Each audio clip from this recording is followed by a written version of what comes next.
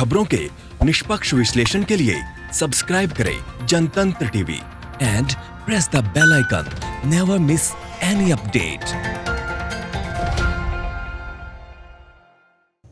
तो लगातार हम बात कर रहे हैं यहाँ पर मोदी सरकार के 2.0 के दूसरे कार्यकाल की यहाँ पर लगातार बात कर रहे हैं और पहला साल पूरा होने पर बीजेपी के वरिष्ठ नेताओं ने भी कहा है ये ऐतिहासिक उपलब्धियों से भरा ये दिन रहा है। ऐसे में हमारे साथ जुड़ चुकी हैं केंद्रीय मंत्री साध्वी निरंजन ज्योति जी। बहुत स्वागत है साध्वी निरंजन ज्योति जी हमारे साथ जुड़ने के लिए। सबसे पहले आपको बहुत बहुत बधाई ये पूरा साल होने के लिए और सफलता के लिए।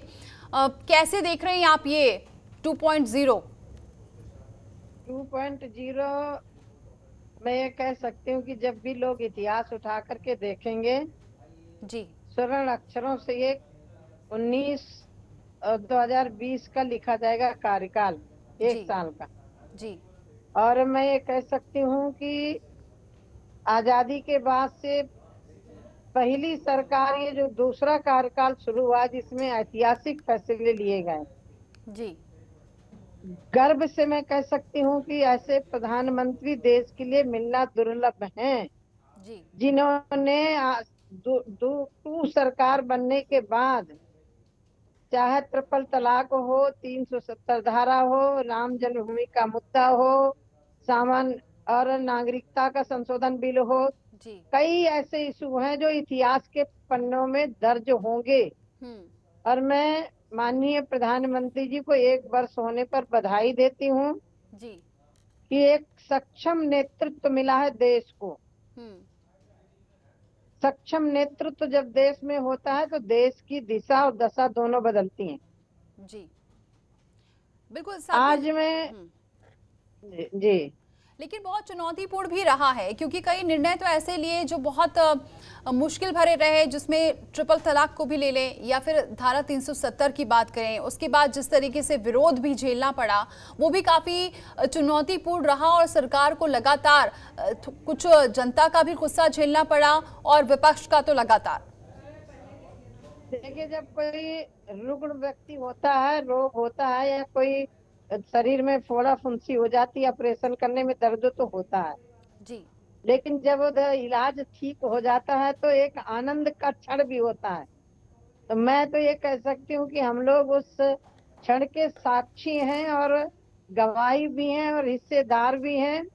जिस दिन 370 धारा पार्लियामेंट में खत्म हुई थी, क्योंकि हम लोग आंदोलन कर रहे थे कि 370 धारा खत्म होना चाहिए, एक देश में एक कानून होना चाहिए। मुझे उस दिन का क्षण, मुझे संन्यास लेने में इतना आनंद नहीं आया था जितना आनंद मुझे उस दिन आया था जब 370 धारा पर मोहर लगी थी। जी बिल्कुल। साध्वी निरंजन ज्योति जी, अब हम अगर बात करें आज की बात यानी कि अनलॉक 1 की बात करें तो इसको आप कैसे देख रही हैं और इससे अब क्या संदेश देना चाह रही है सरकार? देखिए, सरकार पूरी तरह स्पष्ट है और आप देख रहे हैं कि इतने बड़े जनसंख्या वाले देश में माननीय प्रधानमंत्री जी की सूझबूझ और देश की जनता का धैर्य जी, जिसके कारण जनसंख्या के अनुरूप हम लोग कोरोना जैसी महामारी को कंट्रोल करने में कई हद तक, काफी हद तक हम लोग सक्षम हुए हैं। इसमें देश की जनता का भी सहयोग है, देश की जनता ने भी सहयोग किया। देश की किसी भी सरकार, किसी भी पार्टी की रही हो, सारी सरकारों ने इसमें सहयोग दिया क्योंकि लॉकडाउन जब से लगा तब से लगातार मेरे प्रदेशों में ग्रामीण विकास मंत्रियों से बात होती रही है और मैं लगातार बात करती रही हूँ, जिससे मैं स्पष्ट हूँ कि इस राष्ट्रीय नहीं अंतरराष्ट्रीय आपदा के समय पूरा देश एक सूत्र में बंध करके खड़ा हुआ है और मुझे विश्वास है कि हम लोग इस महामारी से विजय सही प्राप्त करके देश को प्रगति के रास्ते पर फिर ले जाएंगे। जी, लेकिन यहाँ पर अब ये भी एक परेशानी है, आप इसमें सबसे पहले अब आपकी क्या प्राथमिकता रहेगी, क्योंकि आप ग्रामीण विकास राज्य मंत्री हैं, तो ऐसे में अब क्योंकि अब ज्यादा दिक्कतें होंगी क्योंकि जिस तरीके से रियायतें दी गई हैं, तो आपकी सबसे पहले क्या प्राथमिकता होगी इसमें?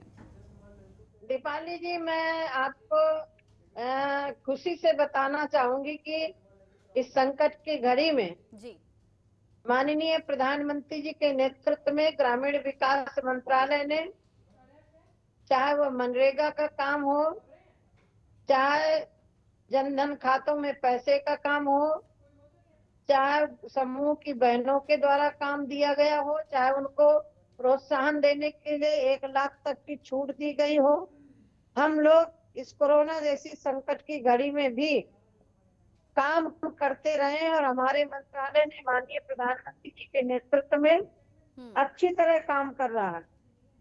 और मुझे खुशी होती है कि हमारी समूह की बहनों ने इस संकट की घड़ी में दीदी किचन चला करके, सैनिटाइजर बना करके, मास्क बना करके समाज में बहुत अच्छी सेवा की है। दीपाली जी, जब संकट आता है देश में, तो देश में एक सूत्र बंद करके जब देश चलता है तो देश कोई भी संकट हो उससे हम लोग सहजता में पार पा लेंगे।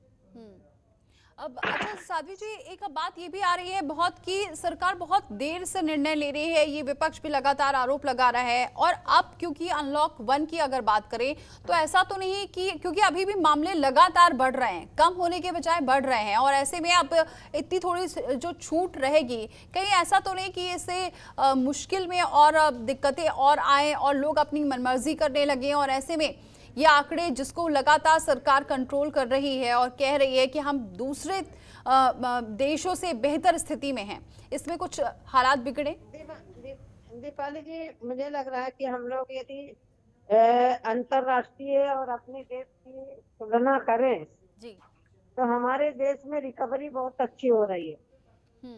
और ये रिकवरी इसके कारण हो रहा है कि जनता ने धैर्य रखा है।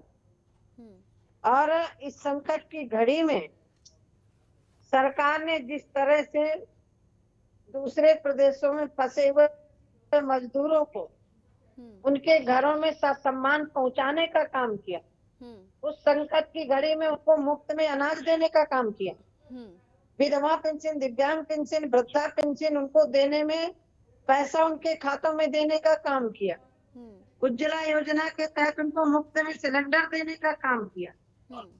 हम लोग काम कर रहे हैं जी।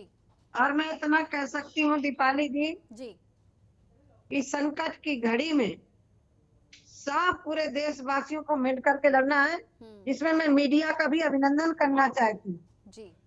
मीडिया के हमारे भाई बहने भी अपने परिवार की चिंता किए बगैर सड़क में रिपोर्ट जनता तक पहुंचाने का काम किया। हमारे डॉक्टरों ने अपने परिवार से दूर रह करके कोरोना जैसी महामारी से निपटने के लिए पूरी सेवा दी। देश इस संकट की घड़ी से उभरेगा, आगे बढ़ेगा। मैं माननीय प्रधानमंत्री जी को बहुत बहुत बधाई देती हूँ कि 2019 का जो कार्यकाल रहा, दूसरे कार्यकाल का एक इतिहास दर्ज हो गया।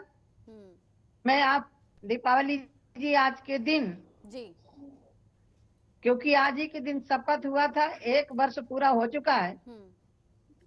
सरकार ने जिस तरह से हर दिशा पे काम किया है जी, किसान के नाम से राजनीति होती रही है, लेकिन हमारे माननीय प्रधानमंत्री जी ने, चाहे छोटा किसान हो चाहे बड़ा किसान हो, प्रधानमंत्री सम्मान निधि का पैसा दे करके किसानों को सम्मानित किया जी। ओबीसी कमीशन की गठन की बरसों मांग चल रही थी आजादी के बाद से जी। पहली बार ओबीसी कमीशन गठित हुआ।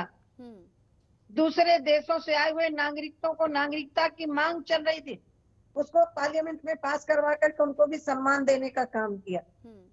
जहां हम लोग देश का विकास कर रहे हैं, वहीं नागरिकों का सम्मान भी बढ़ाने का काम सरकार कर रही है जी।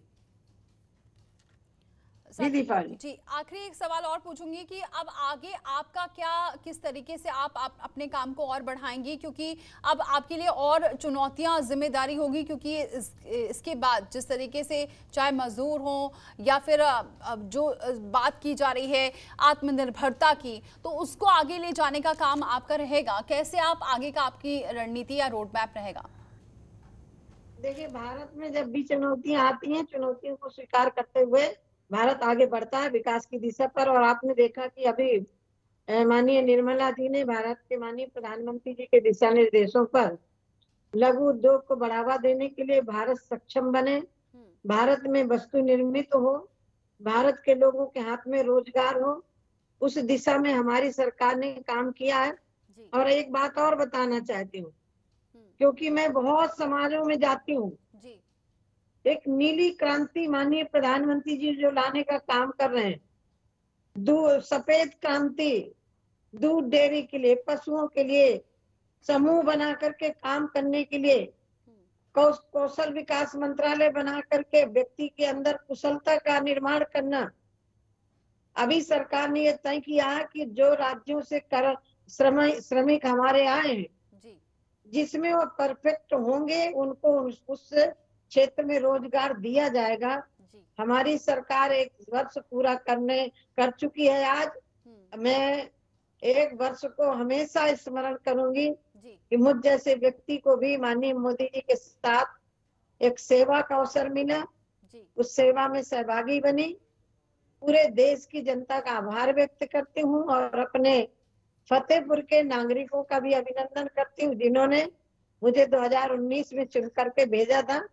और मैं आभारी हूँ माननीय प्रधानमंत्री जी के और पूरे संगठन की कि मुझ जैसे व्यक्ति को भी सरकार में सेवा का अवसर दिया। इसके लिए मैं बहुत बहुत हृदय से आभारी हूँ।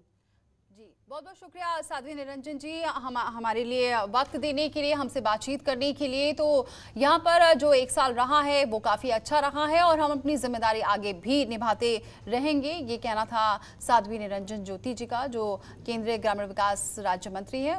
हमसे बातचीत के दौरान उन्होंने ये बात कही है। फिलहाल इतना ही, लेकिन खबरों का सिलसिला जारी है। खबरों के निष्पक्ष विश्लेषण के लिए सब्सक्राइब करें Jantantra TV and press the bell icon.